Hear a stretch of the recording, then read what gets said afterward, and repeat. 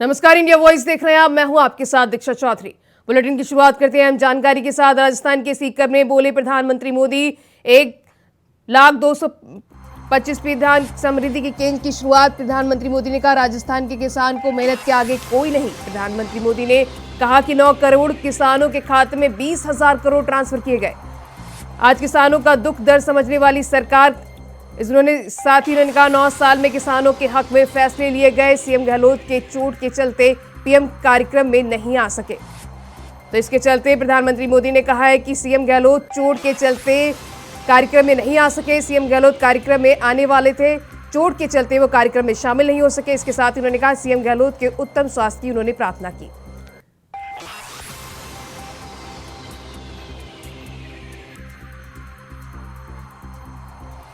तो राजस्थान के सीकर में प्रधानमंत्री नरेंद्र मोदी ने 14वीं सम्मान किसान निधि को उन्होंने ट्रांसफर किया। इस दौरान उन्होंने कहा कि राजस्थान के इस किसान को मेहनत के आगे कोई नहीं है। 9 करोड़ किसानों के खातों में 20,000 करोड़ ट्रांसफर किए गए 9 सालों में। आज किसान का दुख दर्द समझने वाली सरकार है।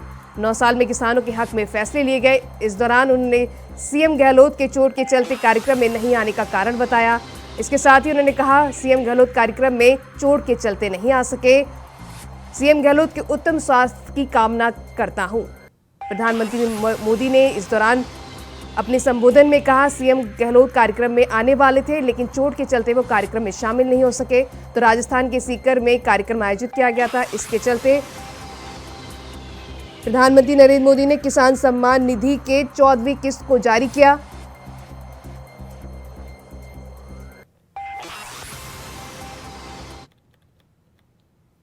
उधर लखनऊ में सीएम योगी ने जनता दरबार लगाकर सीएम ने सरकार आवास पर जनता दरबार लगाया।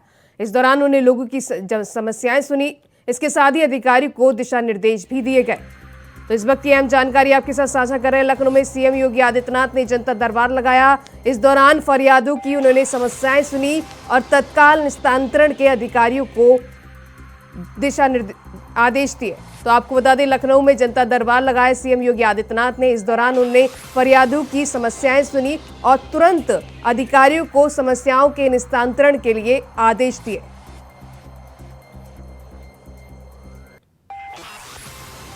तो आपको बता दें, सीएम योगी आदित्यनाथ जनता दरबार लगाकर लोगों की समस्याएं सुनते हैं। आज भी सीएम दरबार लगाया गया। इस दौरान जनता दर्शन के लिए लोग पहुंचे। लोग अपनी फरियादी लेकर सीएम योगी आदित्यनाथ के जनता दर्शन के लिए पहुंचे। इस दौरान सीएम योगी आदित्यनाथ ने उनकी सभी समस्याएं सुनी, जिसके बाद उन्होंने अधिकारियों को लोगों की समस्याओं को दूर करने के लिए अधिकारियों को तुरंत आदेश दिए।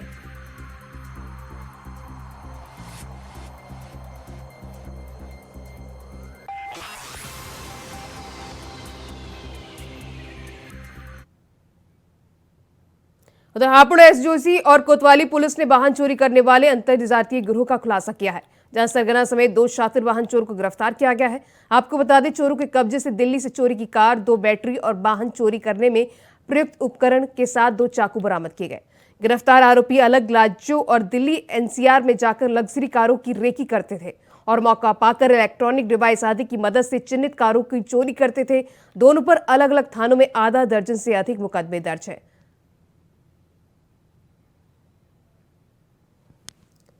तो हापुड़ में पुलिस ने वाहन चोर गिरोह का खुलासा किया है। पुलिस ने अंतरजातीय गिरोह का खुलासा करते हुए चोरों को गिरफ्तार किया है। ये चोर अंतरराज्यीय गिरोह का खुलासा करते हुए पुलिस ने आरोपियों को गिरफ्तार किया है। ये मौका पाकर इलेक्ट्रॉनिक डिवाइस आदि की मदद से चिन्हित कारों की चोरी करते थे। दोनों पर अलग अलग थानों में आधा दर्जन से अधिक मुकदमे दर्ज हैं। हापुड़ पुलिस ने बड़ी कार्रवाई करते वाहन चोर गिरोह का खुलासा किया है। पुलिस ने अंतरजातीय गिरोह का खुलासा करते हुए 2 शातिर वाहन चोरों को गिरफ्तार किया है। ये चोर लग्जरी कारों को अपना निशाना बनाते थे और इलेक्ट्रॉनिक डिवाइस की मदद से कारों की ये चोरी करते थे और कई राज्यों में इनके ऊपर आपराधिक मामले भी दर्ज हैं। तो हापुड़ पुलिस ने बड़ी कार्रवाई की है। पुलिस ने अंतरराज्यीय गिरोह के 2 सरगनाओं को पकड़ा है।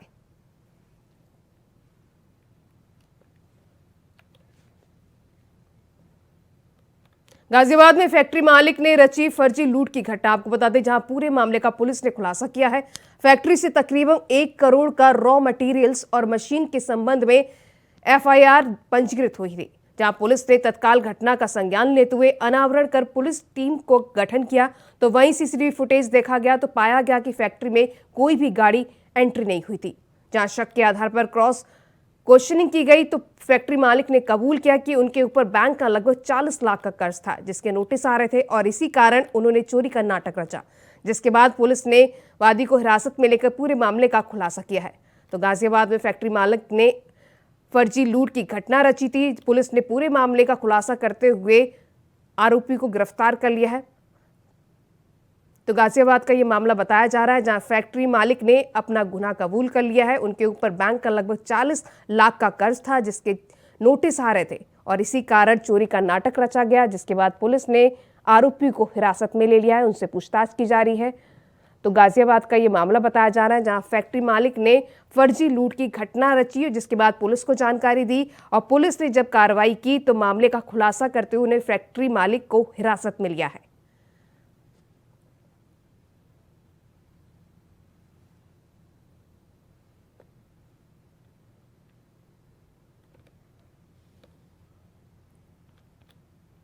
तो आपको बता दें, ये मामला फरीदाबाद का बताया जा रहा है, जहां पे फैक्ट्री मालिक ने अपनी ही फर्जी लूट की घटना को अंजाम दिया था, जिसके चलते पुलिस ने कार्रवाई करते हुए फैक्ट्री मालिक को हिरासत में लिया है। जिसके बाद से लगातार पुलिस आरोपी से पूछताछ कर रही है।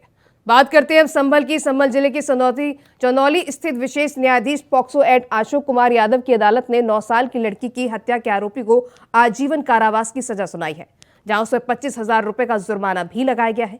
बता दें, पूरा मामला चंदौसी कोतवाली इलाके के अशोक नगर मोहल्ले का है। मोहल्ला निवासी पीड़ित पिता ने आरोपी दयाराम सैनी के खिलाफ थाने में केस दर्ज कराया था और बताया कि 14 अगस्त 2020 को उसकी 9 साल की बेटी खेलने गई थी। घर नहीं लौटी तो तलाश किया गया, लेकिन इसी दौरान जानकारी मिली कि वो दयाराम सैनी के घर टीवी देखने गई थी। छानबीन के बाद पता चला कि आरोपी बोरी से छिपाकर कुछ ले जाते हुए देखा गया और जब बोरी खोलकर देखी गई तो बच्ची की लाश मिली। जिसके बाद विशेष न्यायाधीश पॉक्सो की अदालत ने बुधवार को सजा सुनाई है।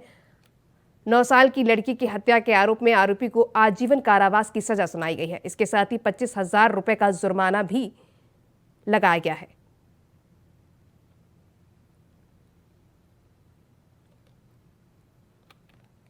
तो संभल में आरोपी को आजीवन कारावास की सजा सुनाई गई है। इसके साथ ही 25,000 रुपए का जुर्माना भी लगाया गया है। 9 साल की लड़की की हत्या के आरोप में आरोपी को ये सजा सुनाई गई है। तो अदालत ने बुधवार को सुनवाई करी, जिसके बाद विशेष न्यायाधीश पॉक्सो की अदालत ने सुनवाई करते हुए बड़ा फैसला लिया है, जिसके चलते 25,000 के जुर्माने के साथ कारावास की सजा सुनाई गई है। संभल से मामला निकलकर सामने आया है, जहां 9 साल की लड़की की हत्या के आरोप में आरोपी को आजीवन कारावास की सजा सुनाई है। इसके साथ ही 25,000 का जुर्माना भी आरोपी पर लगाया गया है।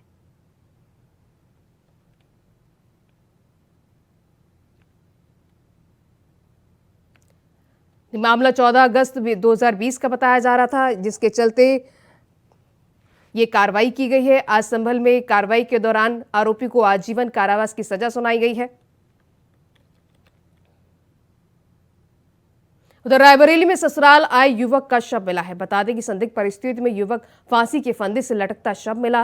वहीं गांव के बाहर बाग में शव मिलने से हड़कंप मच गया। सूचना मिलते ही मौके पर पहुंची पुलिस जांच पड़ताल में जुट गई है। घटना नसीराबाद थाना क्षेत्र की बताई जा रही है।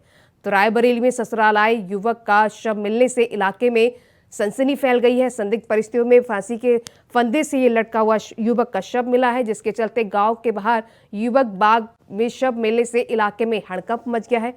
सूचना पर पहुंची पुलिस इस मामले की जांच पड़ताल में जुट गई है। तो शव मिलने से इलाके में हड़कंप मच गया है।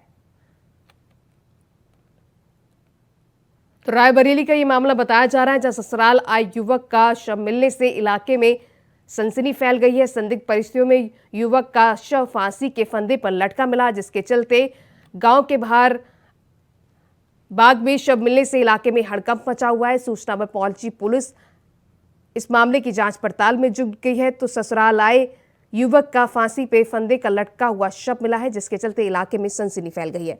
ये मामला रायबरेली का बताया जा रहा है, जहां शव मिलने से गांव में हड़कंप मचा हुआ है। गांव के बाहर बाग में युवक का शव मिला है। ससुराल आया हुआ था युवक और गांव के बाहर बाग में युवक का शव मिलने से पूरे गांव में हड़कंप मचा हुआ है। परिजनों का रो रो कर बुरा हाल है। ये घटना रायबरेली की बताई जा रही है।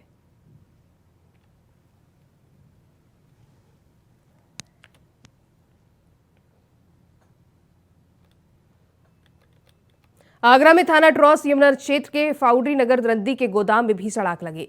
सूचना मिलते ही मौके पर पहुंचे फायर ब्रिगेड के कर्मचारियों ने बड़ी मशक्कत के बाद आग पर काबू पाया है।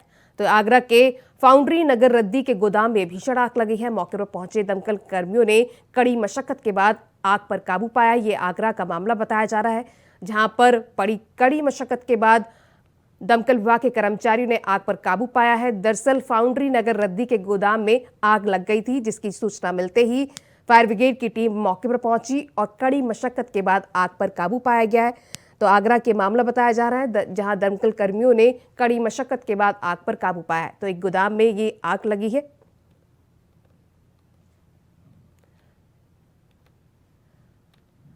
तो आगरा के मामला बताया जा रहा है, जहां दमकल कर्मियों ने आग पर अब काबू पा लिया है। तो मैनपुरी में बीजेपी के पूर्व डिप्टी सीएम दिनेश शर्मा आज शहर में चल रही शिव पुराण कथा में भाग लेने आ रहे हैं। बता दें, वह मीडिया कर्मियों से बात करेंगे और लोकसभा चुनाव को लेकर बीजेपी की क्या है तैयारी, इसकी वो जानकारी देंगे। तो मैनपुरी में बीजेपी के पूर्व डिप्टी सीएम कथा में भाग लेंगे। शहर में चल रही शिव पुराण कथा में वो इस दौरान प्रतिभाग करेंगे और लोकसभा चुनाव को लेकर बीजेपी की तैयारियों की भी जानकारी देंगे।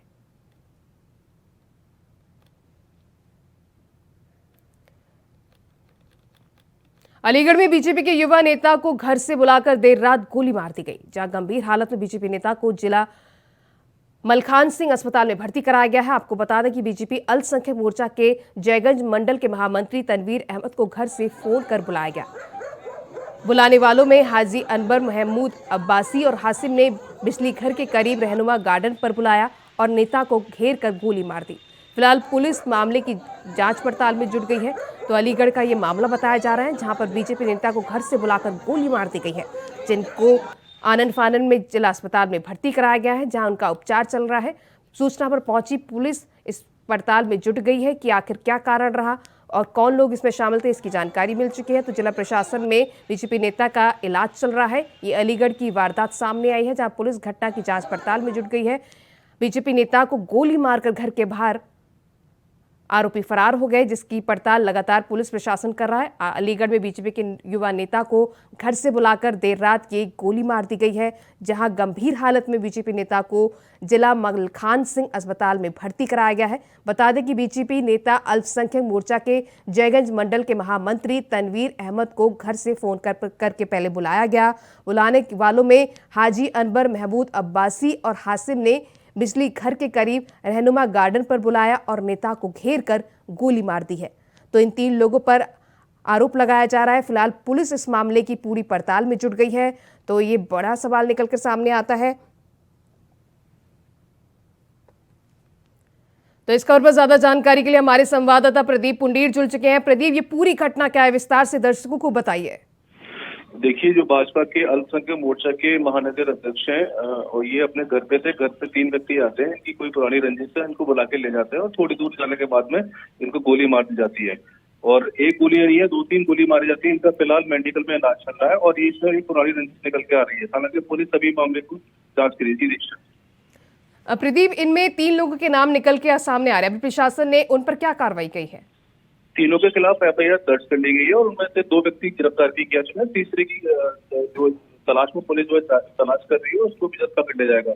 हालांकि जो बीजेपी नेता है, इनकी हालत अभी खतरे से बाहर है, लेकिन तमाम चीजें, क्योंकि ये बीजेपी के मौजूदा सरकार है, बीजेपी के नेता है, इन्होंने पहले भी पुलिस में शिकायत दर्ज कराई थी कि इनके ऊपर जानलेवा हमला हो सकता है, बावजूद जिसके पुलिस ने या प्रशासन ने कोई सख्ती नहीं दिखाई, जिसका नतीजा है कि इनके साथ ही गोलीकांड हुआ। जी तो प्रदीप, क्या अलीगढ़ में बदमाशों के हौसले इतने बुलंद हैं कि पहले बीजेपी नेता को फोन करके उन्हें घर से बाहर बुलाया जाता है, फिर उनको घेर कर उन पर गोलियों की बौछार कर दी जाती है? बिल्कुल, क्योंकि कहीं ना कहीं बदमाशों का मनोबल जो है बढ़ा हुआ है। ये यही दिखाता है, ये दर्शाता है कि पहले बदमाश चुनौती देते हैं, घर से बुलाते हैं, उसके साथ में गोलीकांड होता है। और ये जो है सुबह की घटना है, इसके बाद में एक और घटना होती है, एक दूसरे व्यक्तियों की जो है अपनी पत्नी की हत्या करते हैं। तो कहीं ना कहीं पुलिस का जो है मनोबल डाउन है और बदमाशों के हौसले बुलंद है। यही कारण है कि इस तरह की लगातार घटनाएं रोजाना देखने को मिल रही थी। तो अभी बीजेपी नेता की हालत कैसी है, उनकी स्थिति क्या है अभी? बिल्कुल अभी हालात उनकी इस तरह पहले से जो कंडीशन थी वो डॉक्टर अभी खतरे से बाहर बता रहे हैं, क्योंकि जो गोलियां मारी गई थी अंधेरा था तो उस पर शायद जो है वो उनका इलाज चल रहा है। 2 दिन गोलियां मारी गई थी। अभी जो बीजेपी की नेता की जो हालत है वो अभी इस तरह है जी।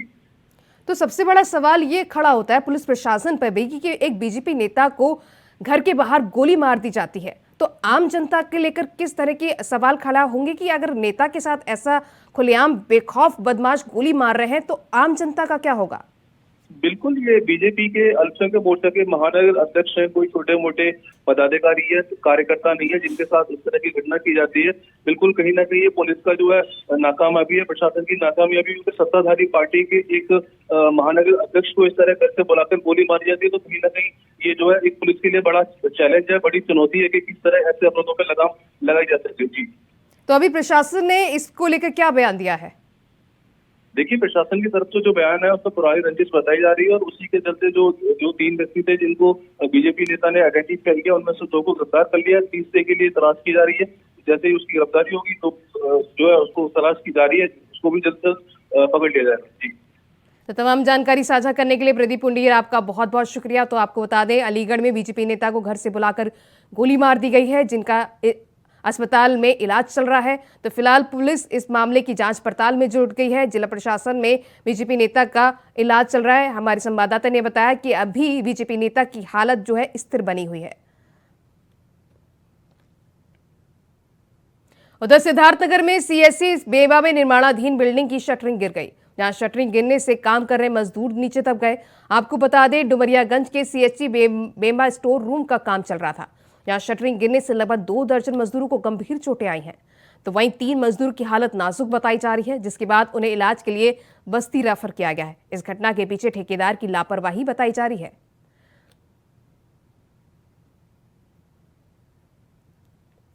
तो सिद्धार्थनगर का ये मामला बताया जा रहा है, जहां निर्माणाधीन बिल्डिंग की शटरिंग गिरने से मजदूर घायल हो गए, जो नीचे दब गए, जिसके चलते 2 दर्जन से अधिक मजदूरों को गंभीर चोटें आई हैं, जिन्हें अस्पताल में भर्ती कराया गया है। तो सिद्धार्थनगर का ये मामला बताया जा रहा है, जहां काम कर रहे मजदूर नीचे दब गए, जिनकी हालत गंभीर बताई जा रही है। 3 की हालत गंभीर बताई जा रही है और 2 दर्जन से अधिक मजदूर इस बिल्डिंग को घायल बताए जा रहे हैं। आपको बता दें, ये पूरा मामला सिद्धार्थनगर का है, जहां पर शटरिंग गिरने से लगभग 2 दर्जन मजदूरों को गंभीर चोटें आई हैं। तो सिद्धार्थनगर में सीएससी बेम्बा में निर्माणाधीन बिल्डिंग की शटरिंग गिर गई, जहां शटरिंग गिरने से काम कर रहे मजदूर नीचे दब गए। बता दें, डुमरियागंज के सीएससी बेम्बा स्टोर रूम में ये काम चल रहा था, जिस दौरान ये हादसा हुआ और इस हादसे में 2 दर्जन से अधिक मजदूर नीचे दब गए, जिनकी हालत गंभीर बताई जा रही है।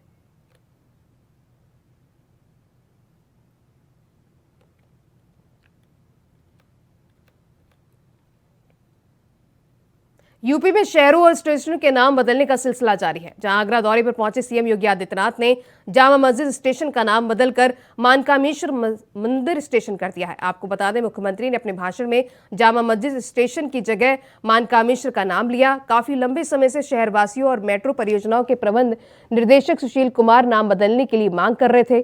तो वहीं सुशील कुमार का कहना है कि सरकार जो नाम चाहती है वही नाम रखा जाएगा।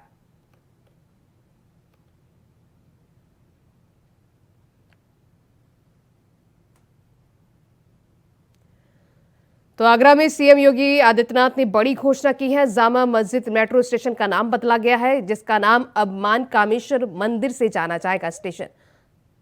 तो लंबे समय से नाम बदलने की मांग चल रही थी, जिसके चलते अब नाम बदल दिया गया है।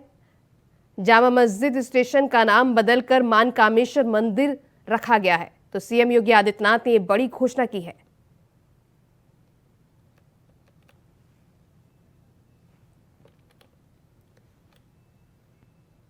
खबर सिद्धार्थनगर से, जहां दिन दहाड़े चोरी करने की वारदात घट रही है। बता दें कि दिन दहाड़े चोरी करने का वीडियो सोशल मीडिया पर वायरल हो रहा है। वहीं चोर चोरी करते समय सीसीटीवी फुटेज में कैद हो गए। वहीं ये वायरल वीडियो कल का बताया जा रहा है। बता दें कि पीड़ित ने सदर थाने में तहरीर देकर शिकायत की है। वहीं आए दिन चोरी हो रही है, लेकिन पुलिस के हाथ चोर नहीं लग रहे। तो सिद्धार्थनगर का ये वीडियो सोशल मीडिया पर वायरल हो रहा है, जहां सिद्धार्थनगर में चोरों के हौसले बुलंद नजर आ रहे हैं। दिन दहाड़े चोरी की घटना को अंजाम दिया गया। चोरी करने का वीडियो सीसीटीवी वायरल कैद हो गया और ये सीसीटीवी आपकी टीवी स्क्रीन पर आपको दिखा रहे हैं, जहां पे चोर चोरी करने का वीडियो सोशल मीडिया पर वायरल हो रहा है। किस तरह से चोर चोरी की घटना को अंजाम देते हैं और ये पूरी घटना सीसीटीवी में कैद हो जाती है, जिसके चलते पुलिस इस जांच की पड़ताल में जुट गई। सिद्धार्थनगर का ये मामला बताया जा रहा है, जहां चोरी करने का वीडियो सोशल मीडिया पर वायरल हो रहा है। दिन दहाड़े चोरी की घटना को चोर अंजाम दे रहे हैं, जिसके चलते पुलिस इस कार्रवाई में जुट गई है, लेकिन चोर अभी तक पुलिस की गिरफ्त में नहीं आए हैं। उधर संभल जिले के सदर कोतवाली इलाके में बड़ा हादसा हुआ है, जहां बच्चों के साथ सो रही महिला के ऊपर मकान की छत भरभरा कर गिर गई। आपको बता दें, छत के मलबे के नीचे महिला सहित 6 बच्चे दब गए। तो वही मलबे में 7 लोगों के दबने की सूचना के बाद इलाके में हड़कंप मच गया, जिसके बाद आनन फानन में ग्रामीणों ने दौड़कर किसी तरह से मलबे में से दबे सभी लोगों को बाहर निकाला। तो वही सूचना मिलते ही थाना पुलिस भी मौके पर पहुंची और सभी घायलों को उपचार के लिए सरकारी अस्पताल में भर्ती करवाया गया है। फिलहाल एक बच्चे की हालत नाजुक बताई जा रही है। तो संभल में बड़ा हादसा हुआ है, भरभराकर मकान की छत गिर गई है। मलबे में दबे महिला सहित 6 बच्चों को इलाके में हड़कंप मच गया, जिसके चलते ग्रामीणों ने रेस्क्यू करके लोगों को बाहर निकाला। भरभराकर ये मकान की छत गिर गई है। ये बड़ा हादसा बताया जा रहा है, जहां पर मलबे में दबे महिला समेत 6 बच्चे को लोगों ने बाहर निकाला, जिसमें एक बच्चे की हालत गंभीर बताई जा रही है, जिसे सूचना पर पहुंची पुलिस ने जिला अस्पताल में भर्ती कराया गया है, जहां बच्चे का इलाज चल रहा है। तो ये हादसा हो गया है, भरभराकर एक मकान की छत गिर गई है, जिसके चलते बड़ा हादसा हो गया है। तो वहीं सूचना मिलते ही थाना पुलिस भी मौके पर पहुंची और सभी घायलों को उपचार के लिए सरकारी अस्पताल में भर्ती कराया गया है। फिलहाल एक बच्चे की हालत नाजुक बताई जा रही है। तो संभल से ये खबर निकलकर सामने आई है। संभल में बड़ा हादसा हुआ है, भरभराकर एक मकान की छत गिर गई और इस दौरान मलबे में सो रहे समेत 6 बच्चे इस मलबे में दब गए, जिसके चलते स्थानीय लोगों ने मौके पर पहुंचकर आनन फानन में सभी लोगों को बाहर निकाला है। इस दौरान सभी घायलों को पुलिस ने अस्पताल में भर्ती कराया है, जिनका इलाज चल रहा है। वहीं एक बच्चे की हालत गंभीर बताई जा रही है। तो संभल में ये बड़ा हादसा हुआ है, मलबे में दबने से महिला सहित 6 बच्चे दब गए, जिसके चलते आज स्थानीय लोगों ने मौके पर पहुंचकर लोगों को बाहर निकाला है। वहीं सभी घायलों को जिला अस्पताल में भर्ती कराया गया है और जिसमें एक बच्चे की हालत गंभीर बताई जा रही है, जिसका उपचार किया जा रहा है।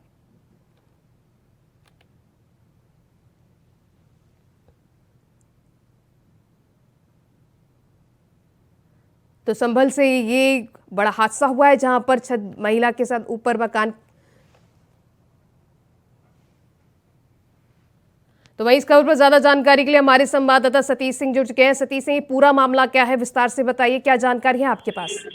देखिए, हम आपको बता दें, जनपद संभल का मामला यहाँ पर जो है सदर कोतवाली क्षेत्र में यहाँ हादसा हुआ है। यहाँ पर एक कच्चा मकान था, यहाँ लगातार बारिश हो रही थी। बारिश को भर करके मकान जो है बच्चों के ऊपर गिर गया है। इसमें जो है 6 बच्चे और एक उसकी मां दब गई है, जिसमें जो है 4 की हालत गंभीर है बताई जा रही है। आनन फानन में अस्पताल में भर्ती कराया है, जिसमें एक बच्चे की हालत नाजुक बनाई गई है, जिसे हाई सेंटर रेफर किया गया है। सबसे बड़ा सवाल है, जिस तरीके से कच्चा मकान था, उस मकान के अंदर अपना परिवार सो रहा था और सुबह जो है सुबह 5 बजे करीब उसकी मकान की कच्चे मकान की छत जो जमीन पर जाकर गिर गई और उसमें परिवार सो रहा था। जिस तरह आसपास के लोगों ने जाकर वहां पर बचाया और मौके पर पुलिस पहुंच चुकी है और जांच पड़ताल में जुट गई है। जी, तो सतीश, एक बच्चे की हालत गंभीर बताई जा रही है, अभी उसकी स्थिति कैसी है? ये बता दूं, जिस तरह से उसमें पूरा परिवार सो रहा था। परिवार सोने का तो माँ एक महिला सही तो चाहे जो उसमें ये 6 बच्चे दब गए थे और जिसमें जो है 2 बच्चों को कम चोट आई और माँ के कम चोट आई, जिसमें 4 की हालत गंभीर बताई थी, जिसमें एक की हालत नाजुक बताई जा रही है। इससे हाई सेंटर रेफर कर दिया गया है और उसकी जो है डॉक्टर उसकी ट्रीटमेंट कर रहे हैं। सबसे बड़ा सवाल था कि जिस तरीके से वो कच्चा मकान था और उसकी जब छत गिरी थी, छत गिरने के बाद में आज यहाँ पर जो आसपास के लोग पहुंचे और पहुंचने के बाद कॉम्बिंग करके उनको जो हाई सेंटर रेफर कर दिया गया है। जी, तो पुलिस प्रशासन का इस मामले में अभी तक क्या कहना है, उनकी तरफ से क्या कार्रवाई की गई है अभी? जी, मैं बता दूं, जिस तरह से वहाँ मौके पर पुलिस पहुंच गई और सभी तत्वों से जांच की जा रही है। वहाँ पर जो जिस तरह से वो कच्चा मकान था, जो लगातार पीछे बारिश हुई थी, बारिश के आधार पर जो लगातार बारिश हुई थी, कच्चा मकान जो है पानी पी गया और उसकी जड़ों में पानी पहुंच चुका था। तो उसी को देखते हुए जिस तरह से उसकी दीवारें जो साइड से होने के बाद में उसकी छत जो है नीचे गिर गई। तो सतीश, ज्यादा जानकारी देने के लिए आपका बहुत बहुत शुक्रिया। तो आपको बता दें, छत गिरने से बड़ा हादसा हुआ है। तो आपको बता दें, इस पूरी कार्रवाई में पुलिस लगातार जुटी हुई है। तो इस तमाम जानकारी साझा करने के लिए आपका बहुत बहुत शुक्रिया। फिलहाल इस बुलेटिन में बस इतना ही।